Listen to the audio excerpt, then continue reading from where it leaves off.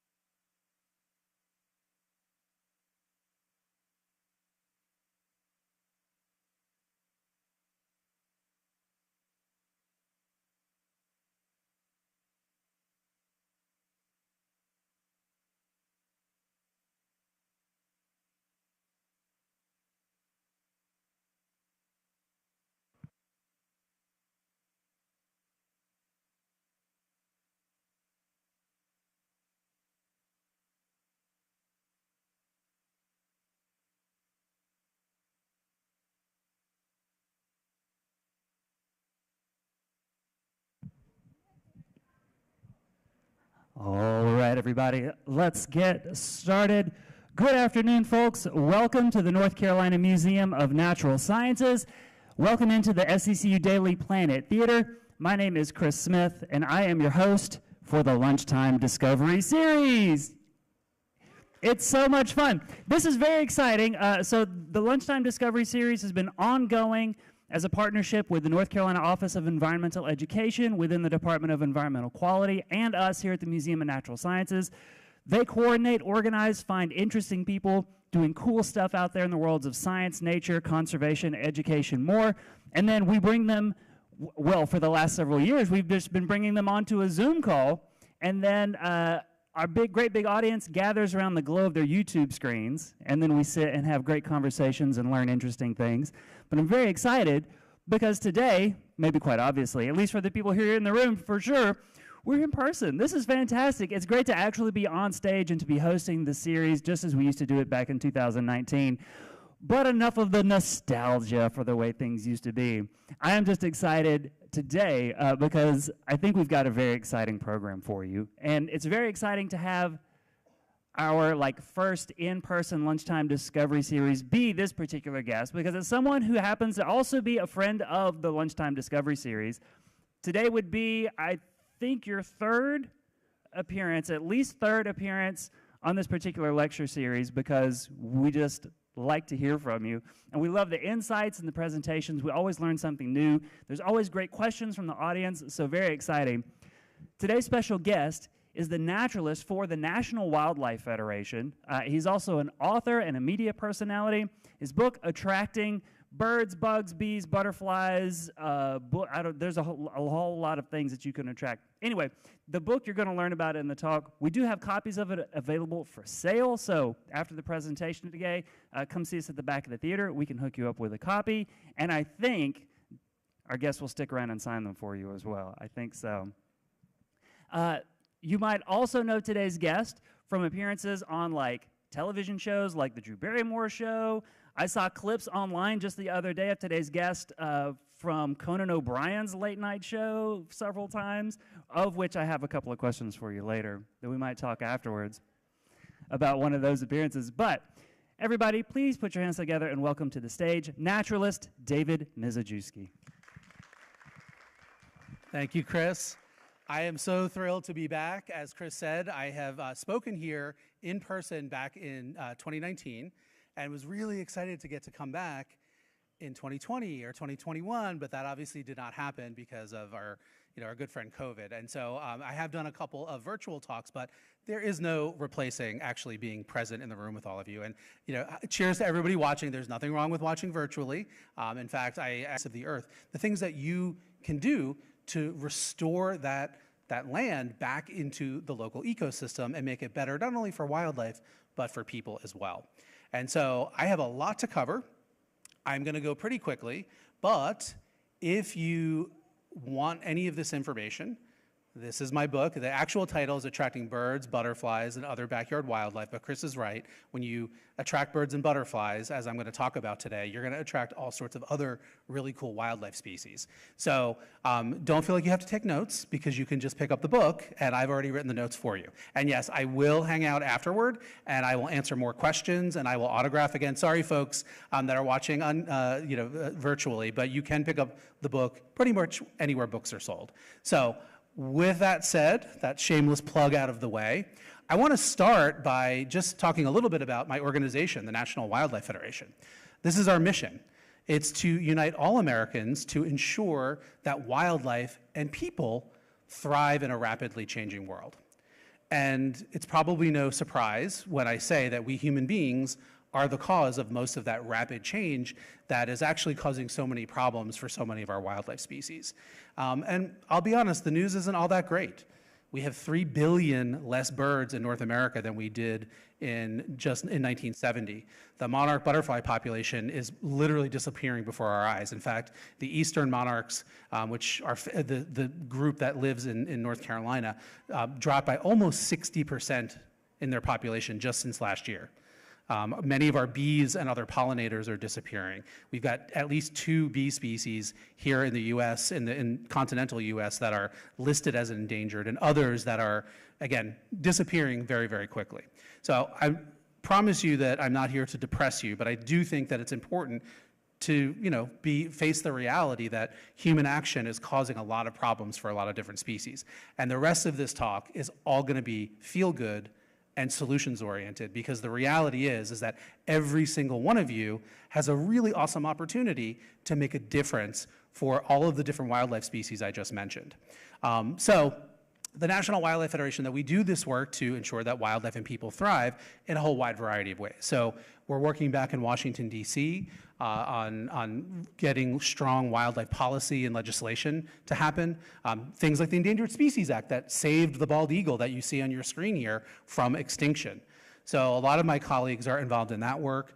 We're also working kind of regionally and on the ground on actual wildlife. So we're in the process right now of building the largest highway overpass for wildlife in the country out in California in the Los Angeles ecosystem for mountain lions and other animals that have to cross the busy highways there. And if you've ever driven in LA, you know what a challenge that is. So we're doing that. We're working right now with many of our tribal partners to reintroduce bison to their native grassland habitat, and not only restoring the ecosystem, but also the cultural connections for indigenous folks. Here in North Carolina, we're working with our state affiliate on conservation of the endangered red wolf.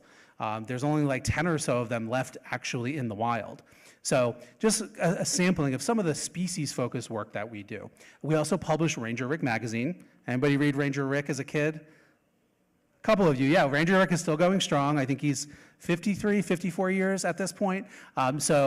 Great way to get the kids in your life connected to nature. And we do a lot of work in that space too. We have our Eco Schools program and schoolyard habitats. So just a little bit of a snapshot of the National Wildlife Federation.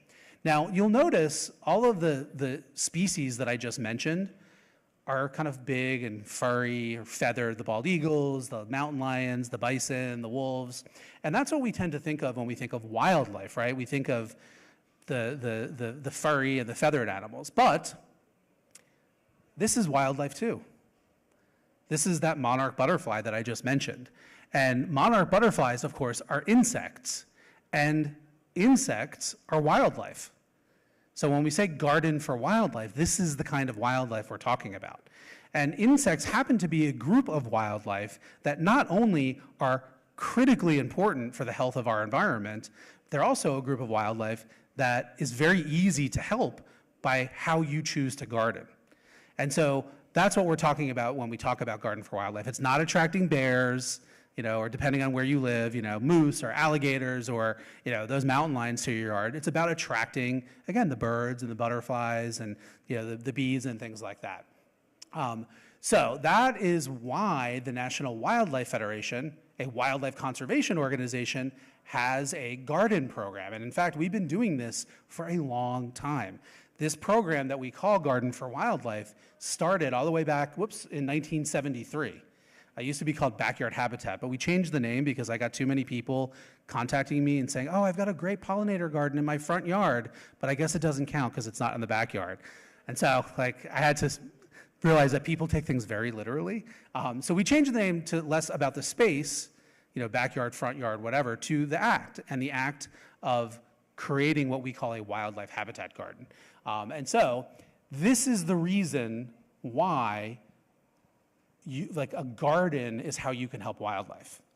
Plants are the foundation of the ecosystem. They are the first rung or the first sort of thread in the food web. Plants absorb energy from the sun, nutrients and water from the soil. They turn it into carbohydrates, and that's the first, sort of foods that animals have available to them to eat. And the next level in that food web are those insects. Again, like I said, insects are wildlife, and they, are important and valuable just to exist. But part of their value ecologically is that they are the first sort of protein source on the food web after the plants. And here's the thing. Most insects, 90+%, that utilize plants in some way, shape, or form to complete their life cycle can only survive on the plants that they kind of share an evolutionary history with, plants that they co-evolved with over vast periods of time. And so that is essentially what we call native plants. Show of hands, how many of you are familiar or have heard of the idea of native plants? I love that. For folks watching virtually, everybody in the room raised their hand. I love that. I have been giving a version of this talk for about 25 years. Since I came to the National Wildlife Federation. And back in the early 2000s, when I asked that question, nobody raised their hand. I'm actually very proud of that because the National Wildlife Federation has been trying to educate people about this sort of ecological gardening, again, since the 70s. And I feel like, we've helped move the needle a little bit because today you can pick up any garden magazine, go on any garden website and many nurseries and see native plants that are clearly identified. So that's actually really fantastic, and tells me we're sort of moving in the right direction. But essentially, native plants are just the plants that naturally live in your region.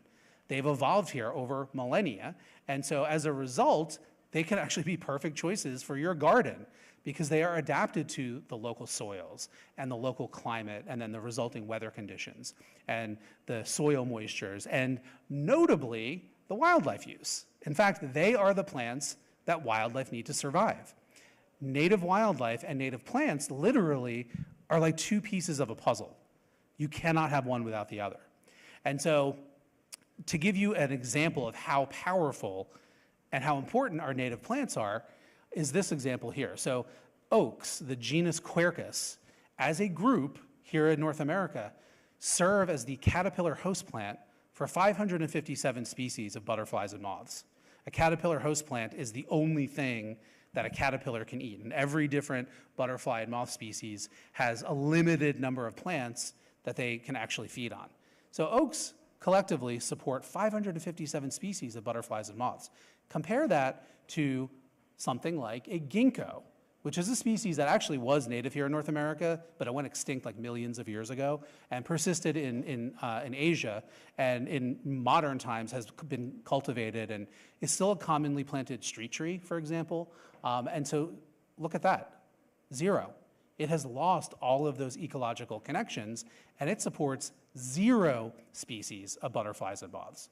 So that's the difference between our native plants and non-native plants.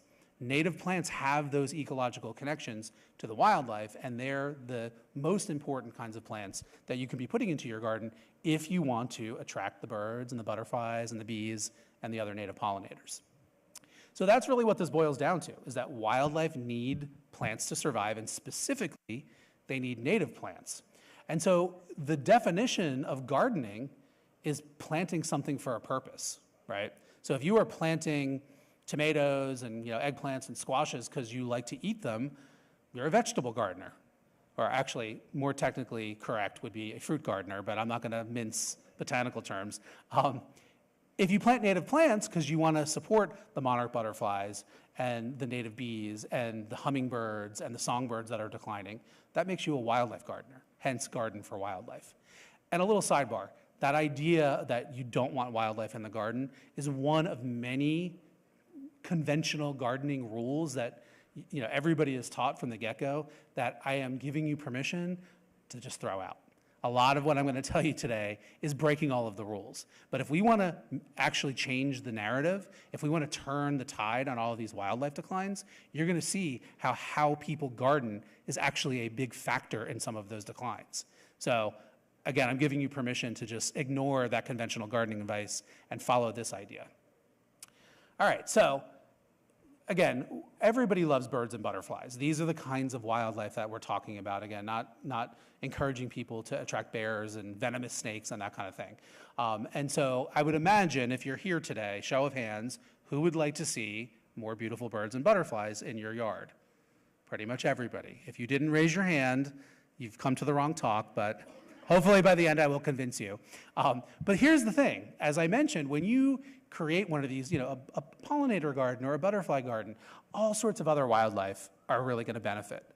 And that is an amazing thing, because even if you don't intend, even if you don't know, again, you don't have to be a naturalist like me or a biologist to do this and have it make a difference, right? So when you create that bird garden or that butterfly garden, some of these other kinds of animals, like that beautiful, gorgeous blue damselfly. This is a little cousin of a dragonfly, a voracious predator of tiny little flying insects like gnats and mosquitoes, and absolutely gorgeous. Butterflies hog up all of the attention when it comes to beautiful insects, but just look at that beautiful damselfly and you'll realize that the insect world is filled with beauty. That frog there is a green tree frog.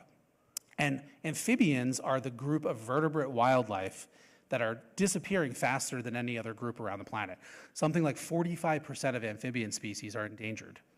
So how cool is it that when you're planting your pretty garden, because you want to attract some butterflies and see some birds, that you're actually going to be supporting your local amphibian population as well? I think that's really neat and powerful. So just remember, all sorts of wildlife are going to benefit, even if you're not necessarily intending it, even if you're just focused on the birds and the butterflies. And also, don't forget, right in our mission at the National Wildlife Federation, it's about people as well as wildlife. The wildlife garden is for all of you. So make sure you make a spot for you.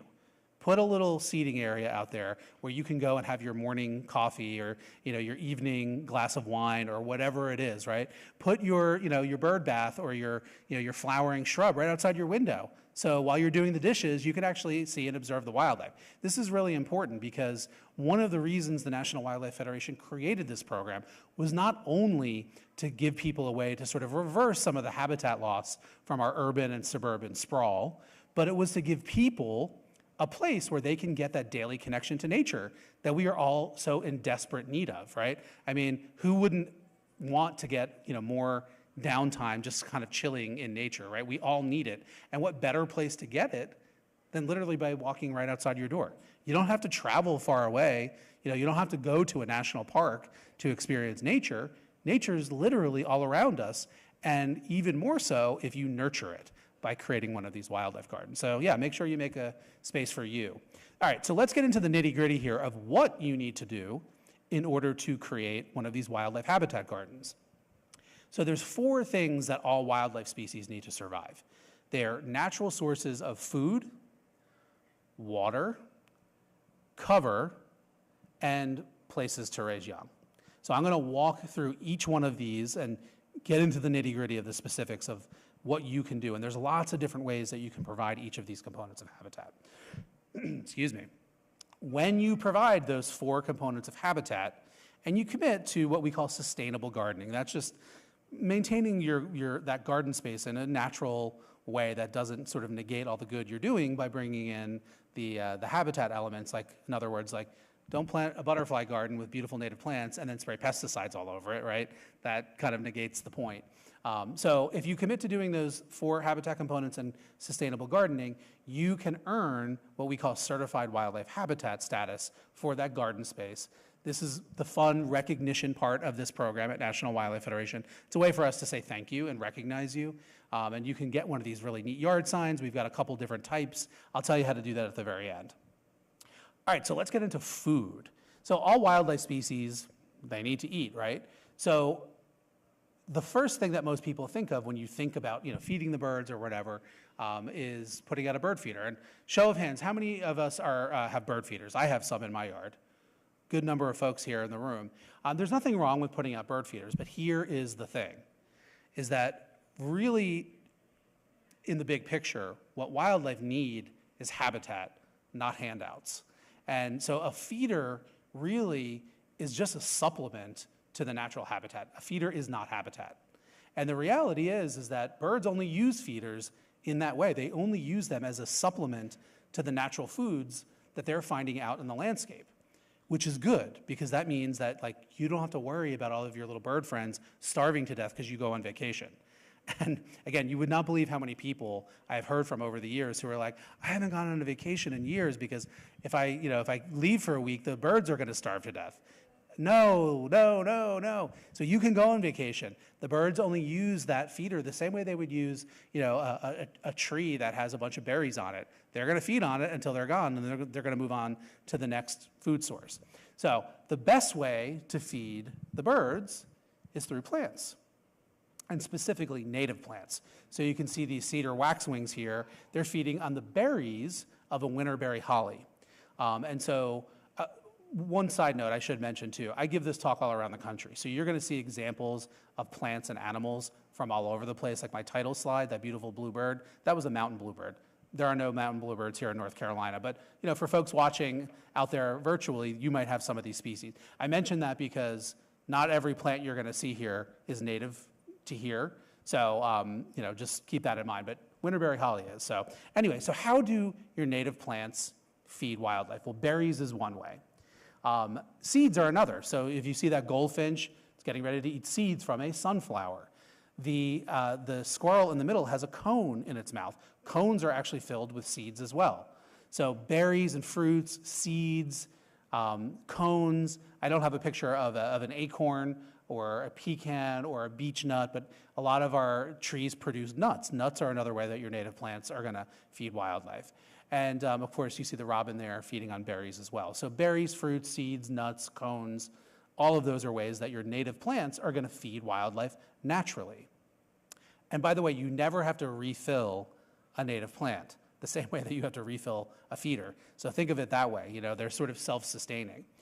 So beyond those food sources from plants, some animals don't eat those foods. They eat nectar.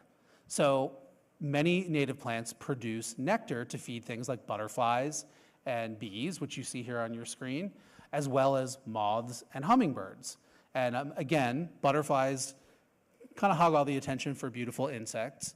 That moth there is pretty awesome. It's a hummingbird clearwing sphinx moth, which flies during the day, which is colorful. So all the things that we kind of stereotype about moths is that, oh, they're all nocturnal and they're kind of brown and ugly, and the butterflies are the big and beautiful, day-flying things.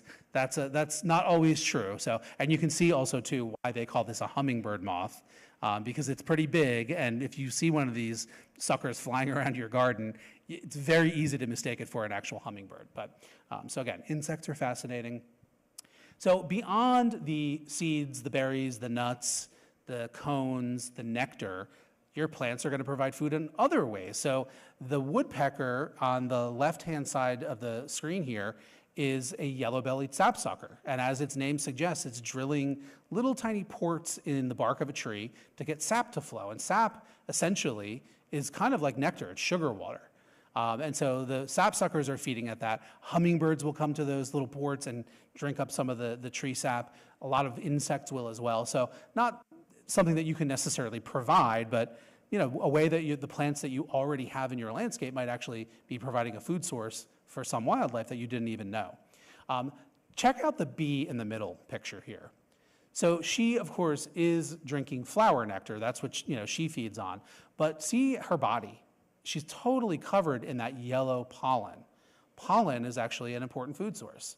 Now, if you suffer from allergies, like me, I, in fact, am the naturalist that's allergic to nature. I'm allergic to all plants, all animals, dust, mold, everything.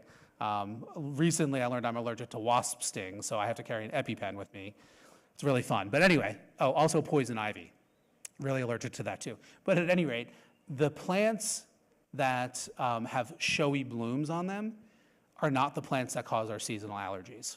The reason for that is that those showy blooms are designed to attract animals like the bee, and their pollen grains are designed to stick to the body of that bee.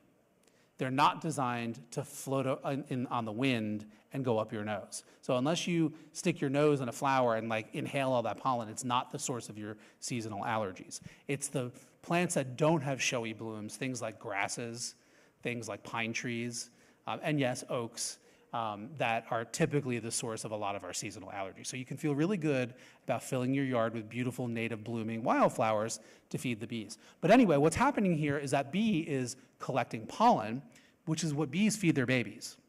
So we'll talk a little bit more about this in the Places to Raise Young, but anywhere from 30 to maybe as many as 60% of bee species are, I can't say the word, I can never say this word, oligolectic, which means that they are pollen specialists, and they can only feed their babies the pollen of certain plants, just like the butterflies and moths can only, when in their caterpillar phase, feed on the leaves of certain plants. Same thing with the bees. And if those plants are not present in the landscape, those species can't survive, and they decline. So speaking of which, that last picture here is a Gulf fritillary caterpillar. It looks like something out of the movie Beetlejuice, which to me makes it extra awesome. But it's feeding on the leaves of its caterpillar host plant, which is passion flower vine. So yes, this is one of those garden rules that you can throw out the window. The idea that nothing could ever eat any of your plants. If things aren't eating your plants, then your garden might as well be plastic, right? Plants are there to support wildlife. And in a wildlife garden, you want some of your plants to get eaten. It's important, it's normal, it's why they exist. And here's the thing, is that native plants and native wildlife, like I said, co-evolve together. They're not ever gonna be pests. They're not gonna sort of mass produce and eat every single plant in your yard and kill them. These native plants are evolved to survive having their leaves eaten by caterpillars. So just because you see a caterpillar eating a plant does not mean that you have to reach for the pesticides. In fact, the exact opposite. Just let nature take its course, because that crazy looking caterpillar is going to turn into a gorgeous butterfly. So yes, some of the leaves in your garden are going to get eaten. And I'll say this, when was the last time you went to a beautiful natural area and looked out at the landscape and thought to yourself, oh, look at all the insect damage? I bet you didn't do that. But I can guarantee you, if you walked up to any individual plant in a national park or at your local nature preserve or wherever it is, it would be absolutely riddled with insect damage, right? So apply that mindset. It's literally just a change in perspective that you have when you're out in nature, looking at nature, to your own yard or your garden space. So plants are going to provide food directly: seeds, nuts, berries, nectar, cones, pollen, sap, and even the foliage directly as a food source. And then remember, the insects are the next level on the food web. So insects are particularly important for our birds. Everybody here raised your hand and said, I want to see more birds. I want to, and I want to help reverse this drastic decline that we're seeing in many of our North American bird species. Well, if you want to help the birds, your garden, your landscape, your yard has to produce insects. Because the reality is that 96% of our upland terrestrial birds, that's all the birds that are going to visit your backyard, they survive on insects, specifically as the food source for their babies. So if we're not producing lots and lots of insects, the birds cannot survive. And that is true not for just the big, the songbirds, but also hummingbirds. Hummingbirds don't just drink nectar from flowers. They are flying around catching little flying insects, also, again, including mosquitoes, to feed themselves, but also their babies. So it's really, really, really, really important. This is a radical notion when it comes to gardening, is that, in fact, you want to do the opposite of what conventional gardening says, which is get rid of the insects. You, as a wildlife gardener, want to produce as many insects as you possibly can. Here is an example. Actually, from right here in North Carolina, the study was done. Actually, I take that back. It might have been Virginia. At any rate, this is the Carolina chickadee. And some recent research looked at, how many insects does it take for a pair of chickadees to successfully raise one nest of babies? And what that study found was that a fed mammal is a dead mammal. Because unlike birds, which only use feeders as a supplement, mammals will actually stop eating their natural foods, which can actually be bad nutritionally for them. They also lose their natural fear of us, and they start approaching people. And when that happens, they don't survive. They get killed. So, it's one thing if a chickadee does not have a natural fear of people and is flying around your head. But when a fox or a raccoon, or God forbid, a bear, right, that's not a good thing. So don't do this. It doesn't really help. In fact, it actually hurts. So focus on feeding naturally through your native plants. And speaking of bears, if bears are visiting your bird feeders, you got to take them down. There's no way that you are going to convince this bear that delicious, calorie-packed feeder is not for it. So take them down, wait for the bears to go down for the winter. And if you have a yard filled with beautiful native plants, you're going to be feeding the birds and the other wildlife just fine without actually having the feeder, and that's not really going to attract the bears. Now, the exception to the rule of don't feed the mammals is this fellow here. If you do have bird feeders, you know that the squirrels always find a way. I always recommend that you get one of those squirrel-proof feeders, and then let me know how that works out for you. Because though they do not have the largest brains of the animal world, squirrels always find a way. It's not the end of the world. Again, this is where overfeeding, if you're putting out 50 pounds of feed, that could not be a good thing, and sort of support the squirrel population and to overpopulate. So everything in moderation. If squirrels get into your bird food, it's not the end of the world. All right, so that's the sort of the most complicated one, is food. It's really all about your plants. So the second component of habitat, food, water, cover, places to raise young. Second one is water. So everything needs to drink, and birds need to keep their feathers clean. And so, water, a clean water source, is an important habitat feature for those reasons. So you might, and actually some animals live in bodies of water as their whole habitat. So as I go through these 4 habitat components, you're going to see there's a lot of overlap. Already I've kind of touched on that with a caterpillar host plant, which is a source of food for caterpillars, but it's specific to their juvenile phase. So we kind of also include that as places to raise young. So your water feature is going to be something that's going to provide a source of moisture for drinking and for bathing. But for some species, they're actually going to live in it as their whole habitat, like this green frog. So maybe you live adjacent to a large natural body of water, or like this is my parents' old property in New Jersey where I grew up. They happen to have an old farm pond on their property. And so if you have a big water body like this, the key thing that you can do to make it better for wildlife is don't mow all the way down to the water, because that will allow any kind of runoff from the lawn or the road, pollutants and things like that, to actually get into the water. And also that vegetative buffer is habitat. So those cattails were actually used as a nesting habitat for red-winged blackbirds. And the other reason you don't want to have lawn go right down to the water's edge is that is an invitation to Canada geese. which are basically giant poop machines. And so if you've ever been around anywhere where there's a lot of Canada geese, it can get pretty gross pretty quickly. So that tall vegetation against the banks keeps the geese from moving in.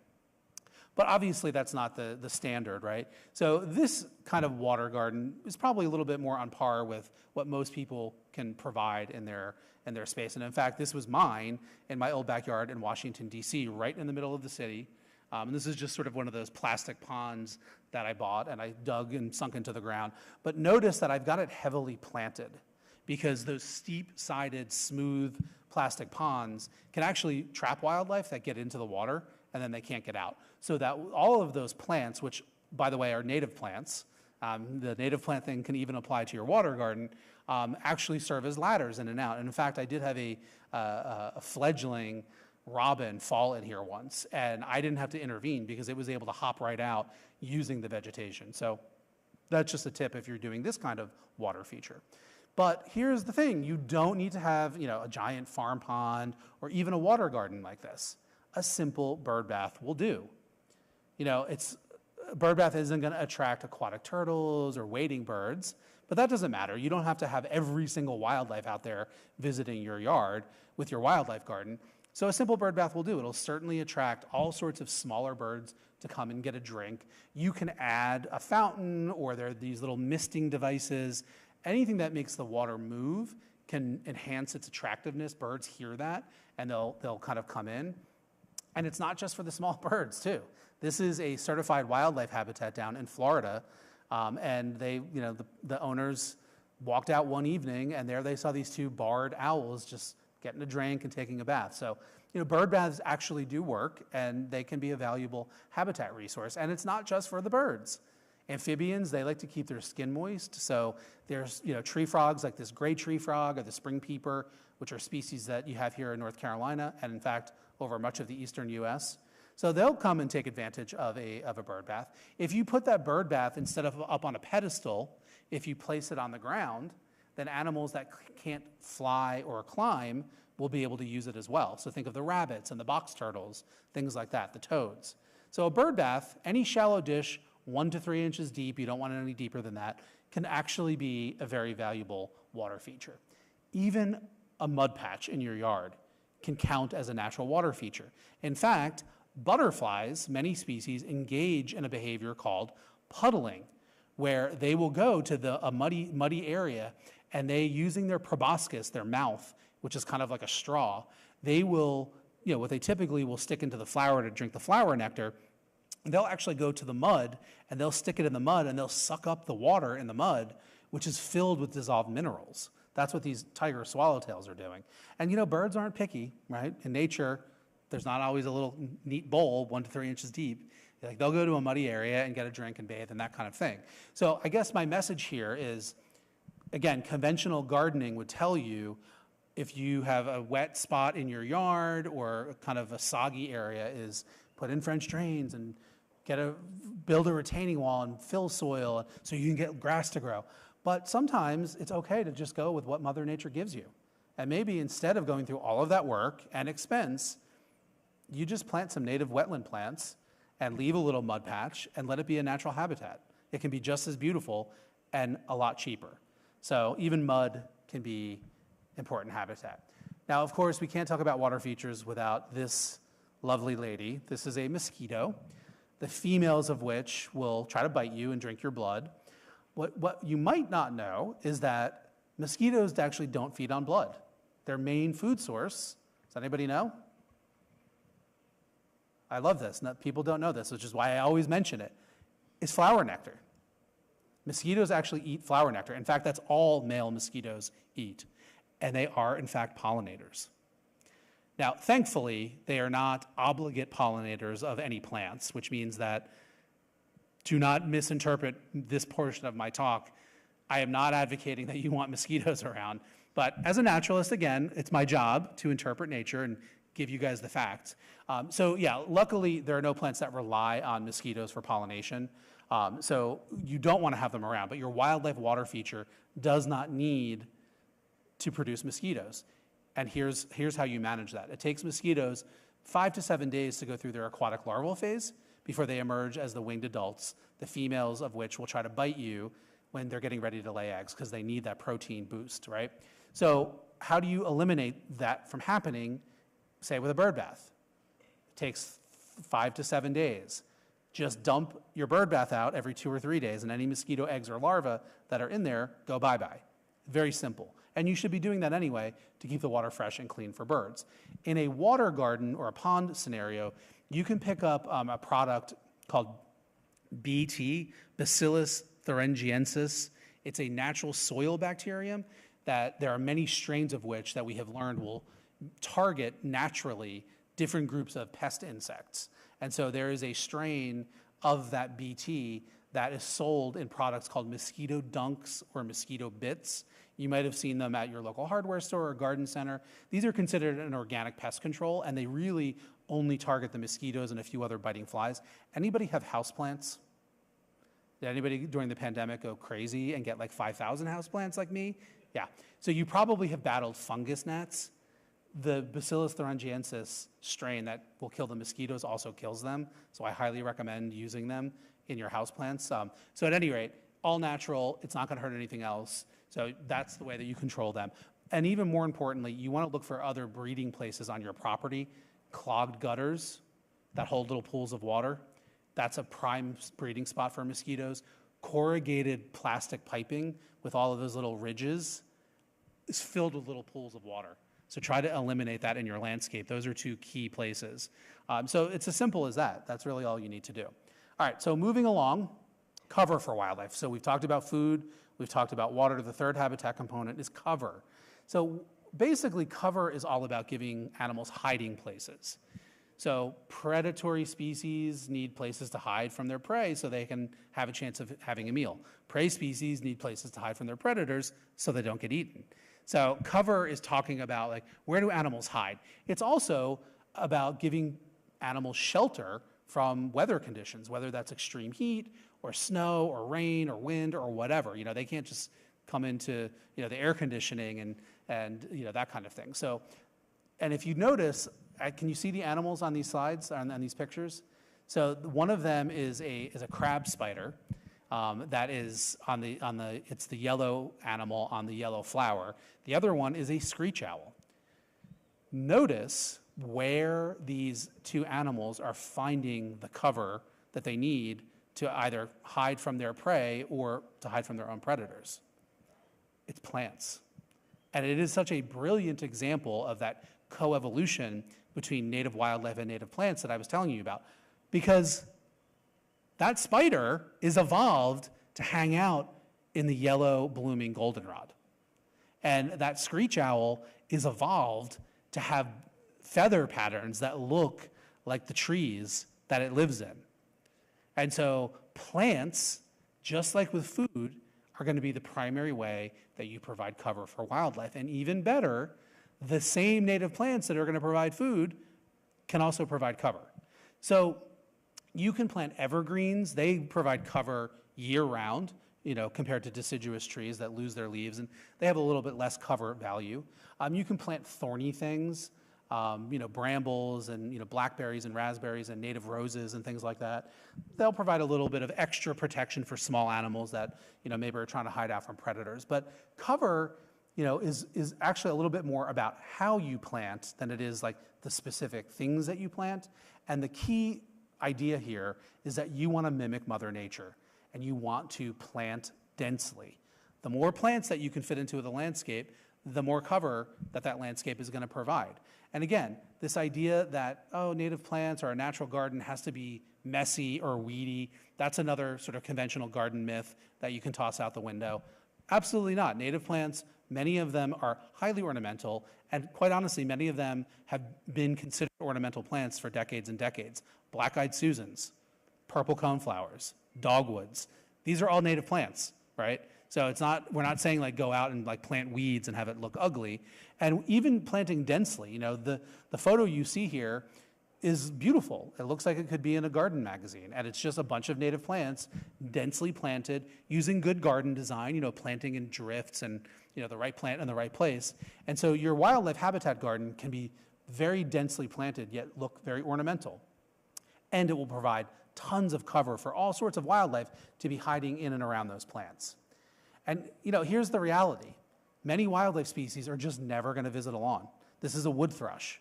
It's one of our songbirds that's rapidly disappearing, and it's a real shame because they have such a beautiful song. But this is a woodland bird. What it needs is layers of habitat. And so another tip here is to think vertically when you're designing your garden space as well as horizontally, and add layers of cover. So maybe you have a big oak tree, right? And if there's nothing under it but lawn, you have opportunity. You can plant a dogwood tree, an understory tree underneath it. And then under that, you can plant some native woodland shrubs, viburnums or something like that. And then under those, you can plant ferns and woodland wildflowers. And suddenly you have this vertical layers of habitat, every single layer of which is going to support a different group of birds, right? So you can really maximize, especially if you have a small yard or a small space, the power of the cover that you provide by thinking that in that way. And that's what birds like this wood thrush need to survive. Even dead plants are full of life. So whether it is a dead or dying tree that has all sorts of cavities in it that animals are going to hide out in, or those leaves that fall at the end of the year in the fall and form the natural leaf layer. Can you see the animal in this picture? This is a little toad that I spotted in National Wildlife Federation's headquarters in Virginia. After lunch one day, I was kind of just walking around working it off, and before I went back to my desk and looked down, and there was a little toad. You can see how incredibly camouflaged that toad is into the leaf layer, which provides cover. It's actually incredible habitat for all sorts of wildlife. So keep those dead leaves, use them as natural mulch. I'll talk about that a little bit more in a second. Again, more dead plants, an old fallen log, a brush pile that you build from just debris in your yard. These can become little wildlife hotels. Now, caveat is, if you are concerned about fire, right, you probably don't want to do this. If you have a tree that's on the decline and it's right next to your house, like, you probably want to have that tree removed. But maybe it's on the back of your property and it's not any kind of threat to, to fall and injure anybody or do property damage. So if you can keep that dead standing tree at that point, that's a good thing. And again, all sorts of cool wildlife. This is a red eft. It is the terrestrial juvenile phase of the eastern red-spotted newt, which start as aquatic larvae, then they come out on land for a couple years and they look like this, and they're bright orange like that because they are toxic, and that's a warning to predators, don't eat me. And then they complete their metamorphosis and they turn kind of like an olive green and go back to the water. How cool would it be to see one of these in your yard, right? These animals need that leaf layer, they need that fallen woody debris. They're never going to visit a lawn. So keep that in mind as you're designing your garden. And of course, you can have fun with it. You can put out a little toad house. It's not just going to work for toads. Any little critter that is going to need a little bit of hiding space can use this. And my point here is that you can have fun with it too. Like, your wildlife habitat garden doesn't need to be like a pristine, natural wilderness, right? Have statues, have tchotchkes, have a little toad house. Have fun with it if that's your style, right? The wildlife don't care. So create a space that you love and you enjoy that also provides what the wildlife need, and everyone's a winner. And then lastly, for cover, you can also supplement those natural tree cavities that a dead or dying tree has with putting out a special kind of birdhouse called a roosting box, which is not designed for birds to nest in, but to hang out there on a cold winter's night. And you can see the eastern bluebirds love to do this. They'll pile in at night, and so you can put out this box, and it's shaped a little bit differently. I have more information about it in my book. All right, so the last habitat component is places to raise young. And again, this one's really important because it's all well and good to give animals a place where they can come get a drink and maybe eat a little bit, but if we're not giving wildlife species what they need to find a mate, engage in courtship, build a nest, dig a den, lay eggs, give birth, whatever it is that their species has to do to reproduce, then we're still not helping in the big picture, right? Like, what the goal here is to give wildlife populations what they need to sustain themselves and hopefully even grow and expand. So this one's really important. Guess how you're going to provide this one? Anybody want to take a guess? Just shout it out.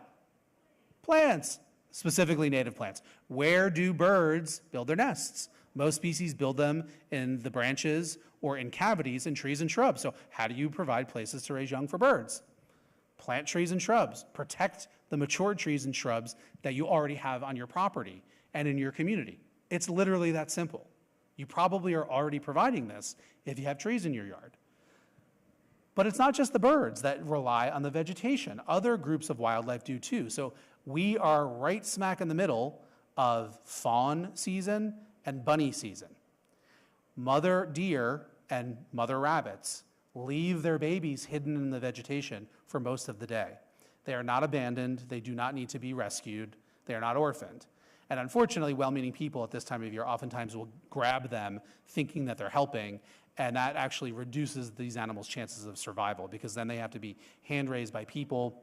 So don't do that. Unless you see the mother deer like hit by a car or the baby rabbit killed or the mother rabbit killed by a dog or something, just leave them be. But what they need is vegetation to hide in. You can see that happening in these pictures. And even reptiles, like this little baby painted turtle, this is an aquatic turtle species, but they lay their eggs on land. And they are like little snack-sized things when they hatch, right? Anything from crows to raccoons to even big frogs will want to eat these little guys. So as they're moving to the water, you've all seen the sea turtles, right? They have to brave the gauntlet. Well, the terrestrial or the freshwater turtles have to do that as well. It's not quite as dramatic. But at any rate, if you have a lot of vegetation and you've planted densely, you'll give these little guys a fighting chance. Just like with the roosting box, you can supplement the absence of natural tree cavities. Many birds will nest in tree cavities that are originally excavated by woodpeckers.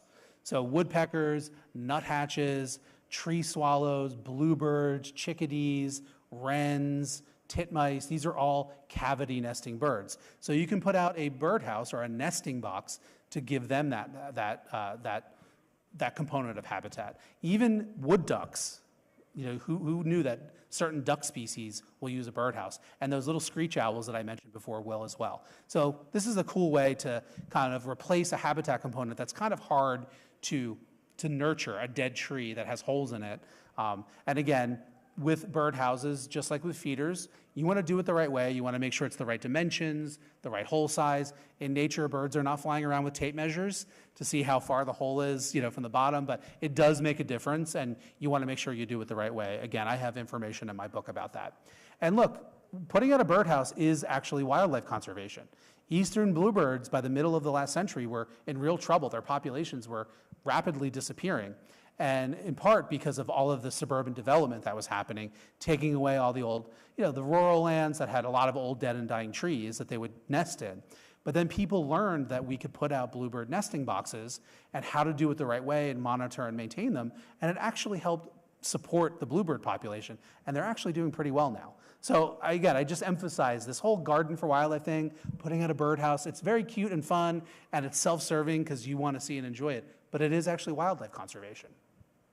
All right, so beyond the mammals and the birds, there are other animals that need places to raise young. So I have another whole talk that I give called Everything You Think You Know About Bees is Wrong. And I'll give you the very quick version of it. It's basically because we all know about honeybees, which are actually not a native bee here in North America. They're a domesticated species, so they're kind of like a cow or a chicken. They're not wildlife. And honeybees are really awesome and great and important for agriculture. But they are completely unlike the vast majority of bees. There's over 20,000 bee species on this planet. And in North America, we've got about 4,000 of them. And here in North Carolina, there's at least several hundred.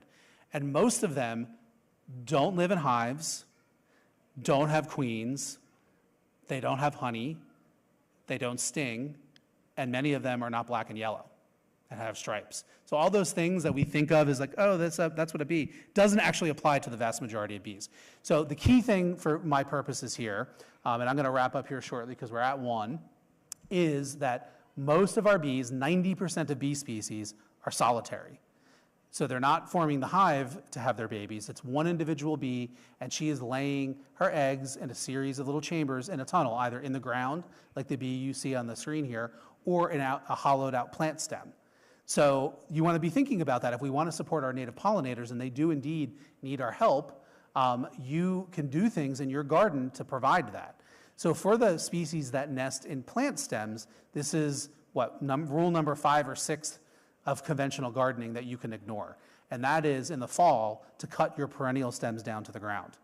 Don't do that. That's habitat. If you leave those perennial stems standing after the top parts of the plants die off for the winter, not only will those seed heads be an important food source for birds through the winter, come spring, you can cut them after the seed heads have been eaten anywhere between 8 and 24 inches tall, and you want to do it at a variety of heights. That is nesting habitat for many species of native bees. And yes, it's a little bit of a different aesthetic. For a few weeks in the spring, you will have these dead plant stems, but plants grow very quickly, and very soon, like by this point in the year, the new green growth from that perennial will be completely hiding those old stems. You won't even see them, and the bees will have a nesting place. So that's just something we can all do, and then the cycle repeats.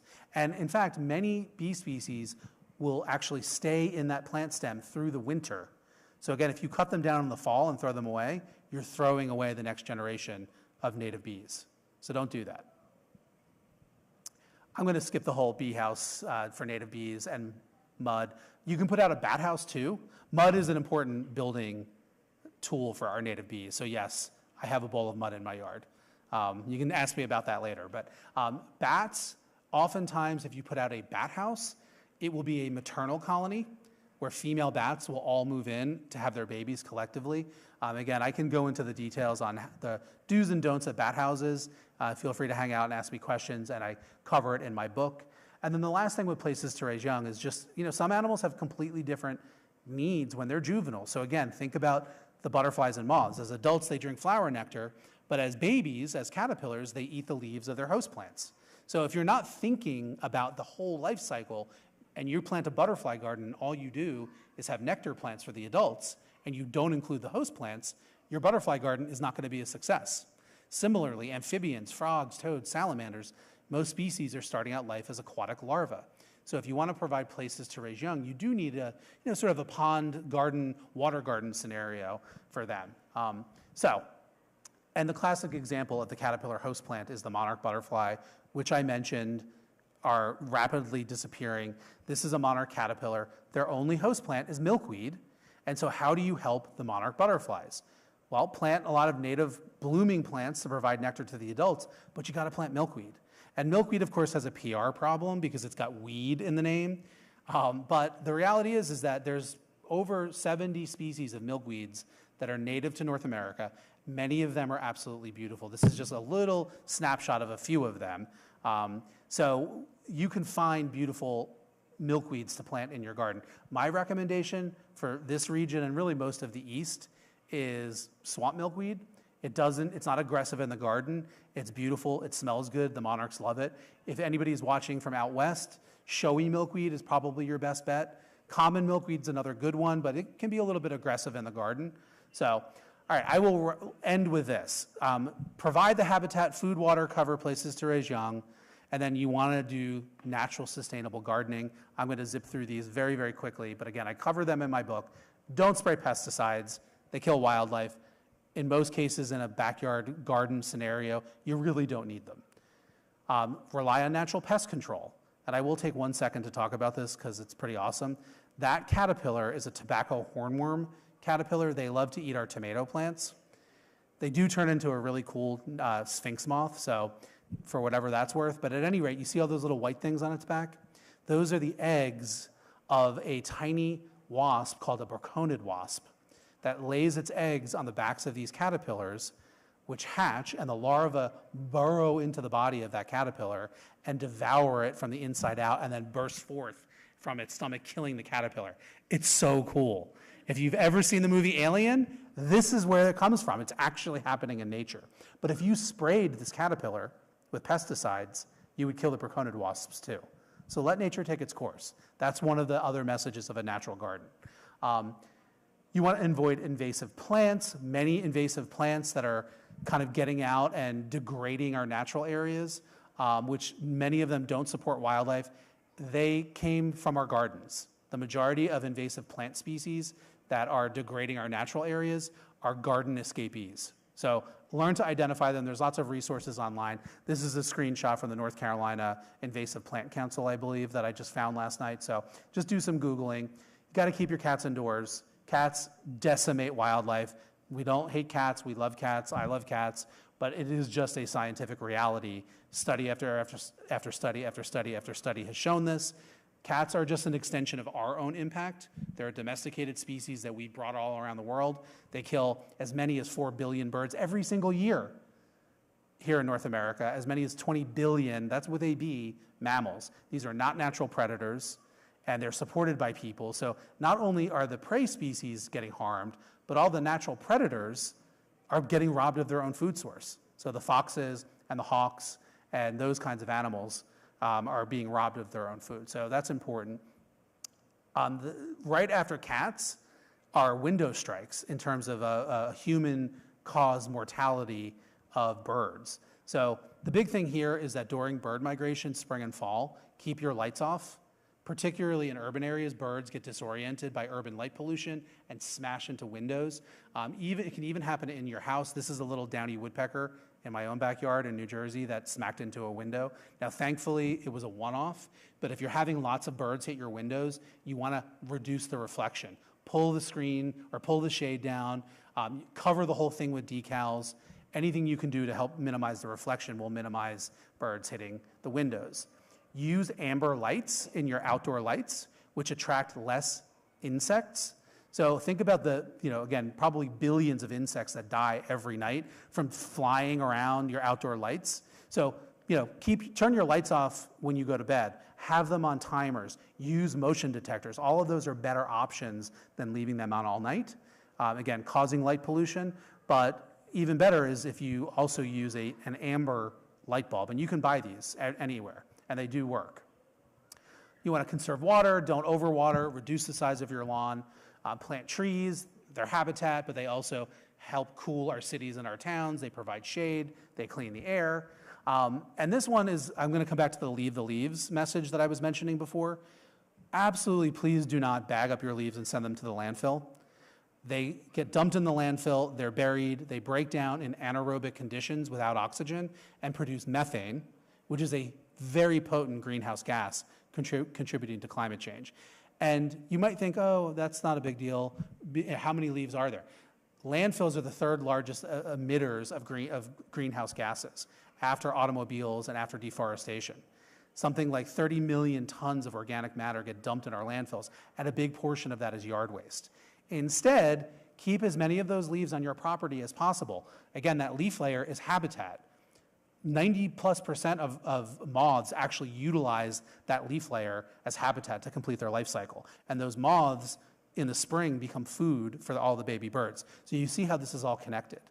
Fireflies use the leaf layer. All sorts of amphibians, like that red eft or the toad, they live in the leaf layer. There's even a bat, the eastern red bat, that overwinters when temperatures drop below freezing in the leaf layer. And think of it this way. Trees and shrubs, deciduous, they drop their leaves, they land around the root zone of the plant where they suppress weeds, where they retain soil moisture, and where they slowly break down and compost and return nutrients right to the root zone of the plant. You know what that sounds like? That sounds like mulch and fertilizer. But we've been trained by the big garden and chemical industry to get rid of all the leaves and then turn around and go buy mulch and fertilizer. It's actual insanity. Keep the leaves on your property, and it's a much more sustainable thing to do. And even if you have too many leaves to use in your garden beds, a layer 3 to 4 inches deep in the fall is usually good. At least compost them on your property where they break down with oxygen and they don't produce methane. All right. And then green maintenance. Our lawn equipment, terribly polluting. A lawnmower, a typical gasoline-powered lawnmower emits as much as like a mid-sized 25 mile per gallon truck driving like 600 miles. It's a massive amount of pollution, carbon pollution that's contributing to climate change. They also produce noise pollution. And I don't know if anybody lives anywhere where they're doing bans on leaf blowers, but I am all for that because especially during the pandemic, working from home, trying to do virtual presentations and record digital videos and whatever, and every single time I tried to, all you could hear was the drone of leaf blowers in my neighborhood. My community has passed a ban on leaf blowers. So anyway, something to think about. All of these things are ways that you can garden sustainably because look, This is the reality of what the ideal landscape is in America. And I see this as I travel all around, here in North Carolina, all the way to California, to Oregon, to Maine, to Florida. And what I look at when I look at a picture like this is a dead zone. It actually makes me sad and, quite frankly, a little angry. Nothing lives here.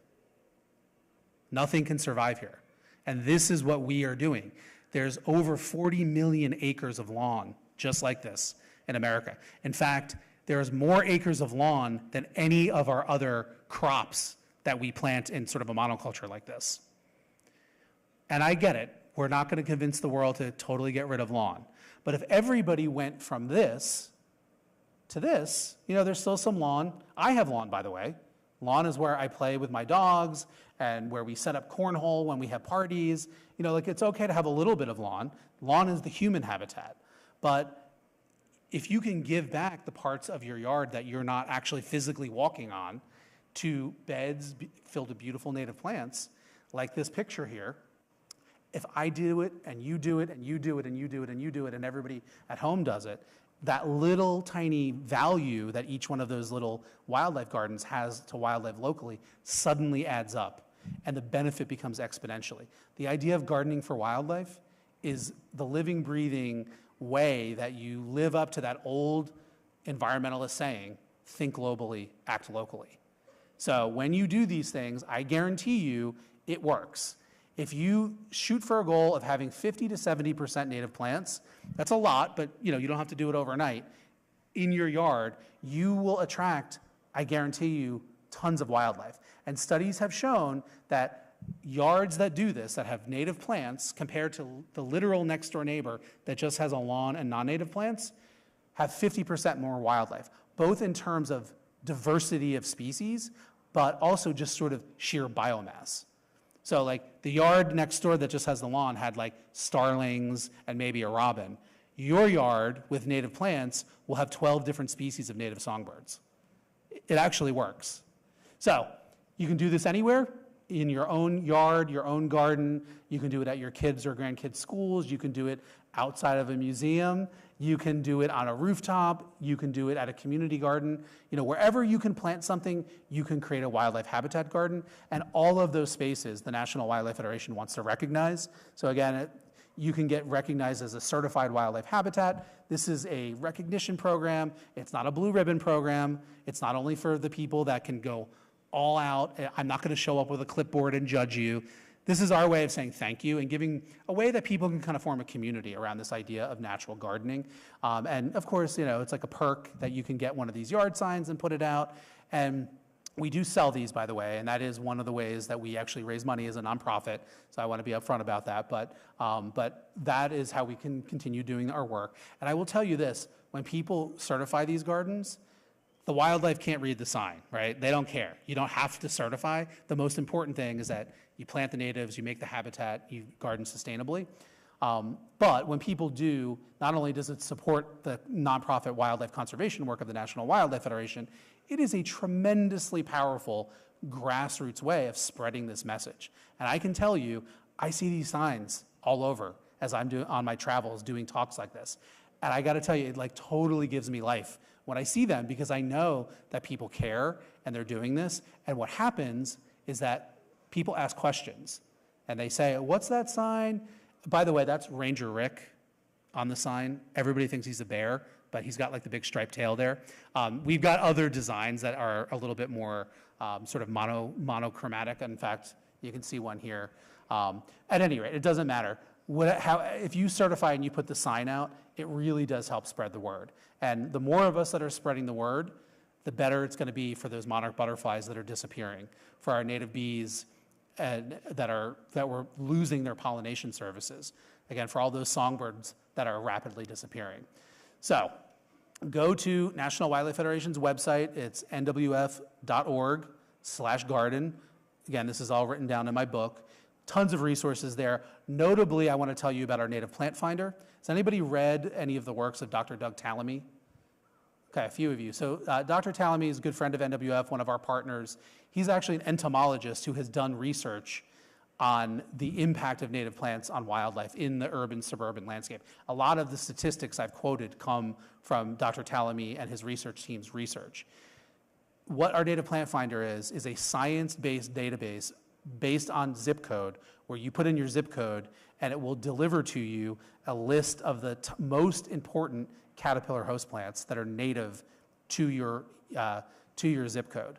And those, of course, are not only important for the butterflies and moths, but they're also critically important plants to support the birds who need the caterpillars that those plants are going to support.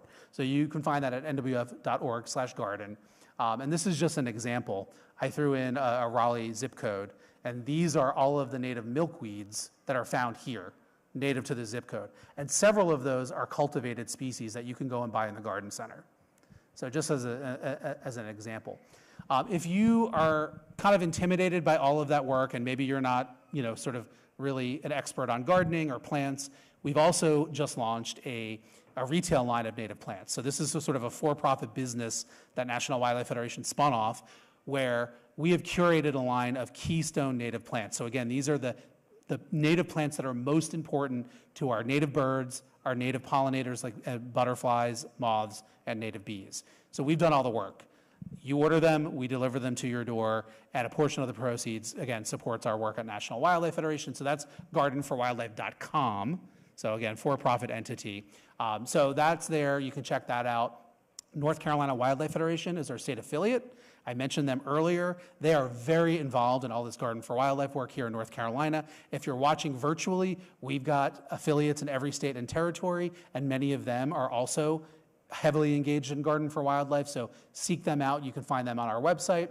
Wild Birds Unlimited is another partner and a sponsor of our program, so if you've got a Wild Birds Unlimited store, you can check in with them as a resource. We're on social media, National Wildlife Federation, Garden for Wildlife, and me, naturalist David Mizejewski. Follow us. I love interacting with people on social. It's a great way to just ask questions and join the community. And I will stop there. So I will be doing a book signing back here.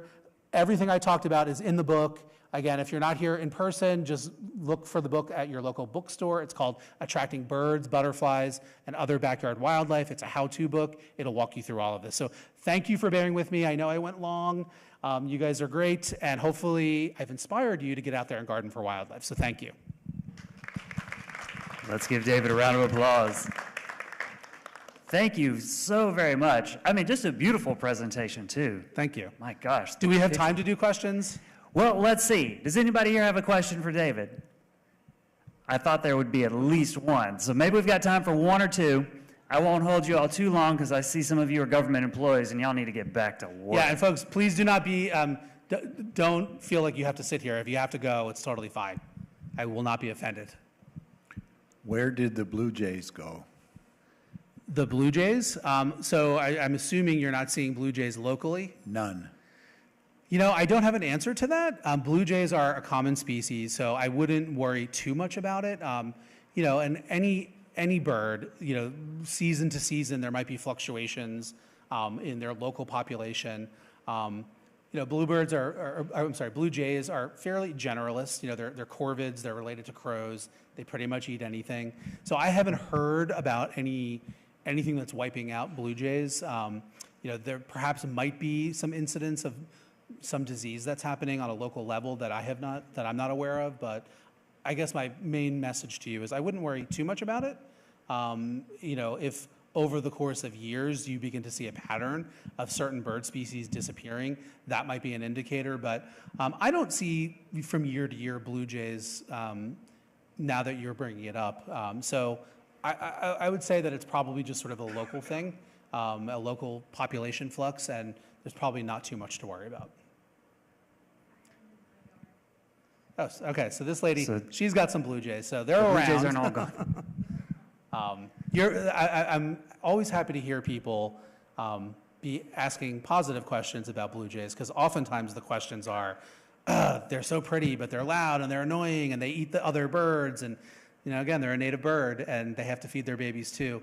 I have crows that are nesting in my neighborhood, and they have taken up to using one of the bird baths as their personal, I don't even know what you would call it, like food prep area / bath. And so almost every day I go out there and the water is filthy and there's usually chunks of whatever it is that they've been eating. And it's, it's pretty brutal. Like they've been hitting a robin's nest. And so I have had to clean out like decapitated baby robins out of my bird bath. It's nature, it's part of the cycle of life. And so again, I'm happy to hear somebody actually excited about jays and not asking me how to get rid of them. So any other questions, comments? Question up here. What's your advice for people who live like in a really urban area and not a lot of green space to plant in? Great question. So if you live in an urban area or any place where you don't have a lot of your own space, like I said, if you can plant something somewhere, you can get involved. And so typically what I would recommend for folks living in like dense urban areas, like, maybe you live in an apartment and you literally have no space of your own, look into the community gardens where you live. Most cities have a community garden space that you can get involved in, depending on where you live. Even that little strip between the sidewalk and the street, that is often called the Hell Strip, that can be habitat. And we actually have some good resources on National Wildlife Federation's website on specific plants, native plants, that do well in that sort of Hell Strip scenario. You can garden in containers. Maybe you do have a little, deck or a balcony or something. Even just putting a few, native wildflowers to provide nectar and then later seeds for birds, that counts. I don't know if your building has a rooftop too. That's another opportunity. A lot of buildings do give tenants access to rooftops. So there's a lot of different ways. You can get involved at a local school too. Again, we have a whole program called Schoolyard Habitats, which is all about applying this idea of a garden for wildlife to an educational setting that not only where not only is it supporting the wildlife, but it's actually being used as part of the educational process. And even, the teachers are working it into, their curriculum and their lesson plans. Because you can actually, obviously you can teach science in a garden, but you can teach math, you can teach history. There's all sorts of ways that you can utilize an outdoor classroom. So that's another opportunity. Maybe you sort of fulfill your gardening desires by hooking up with, a school or some other place that has need of volunteers. So there's a lot of different ways that you could do it. Is that helpful? Okay. You can also volunteer or intern at your local natural history museum and teach people about the benefits of native plants and wildlife as well. Hey everybody, thanks for coming out to the museum today. Thanks for tuning in to today's Lunchtime Discovery series. Of course, the book is Attracting Birds, Butterflies, and Other Backyard Wildlife. We have copies here at the museum that are available for sale, and we carry it in the museum's gift store, so if you can't get here today to get a copy, we have some that are going to be on site. Thanks for coming out. If you want to pick up a book and get it signed, see us at the back of the theater. But we'll see you again next week for the Lunchtime Discovery series. We'll be online only for that one, and then we'll be taking the summer off. So June, July, August, you won't see me, I'm sorry. But we will be back here in September for more Lunchtime Discovery series and more great conversations just like this. Thanks for being a part of this, everybody. We'll see you next time. Bye. Bye, everyone.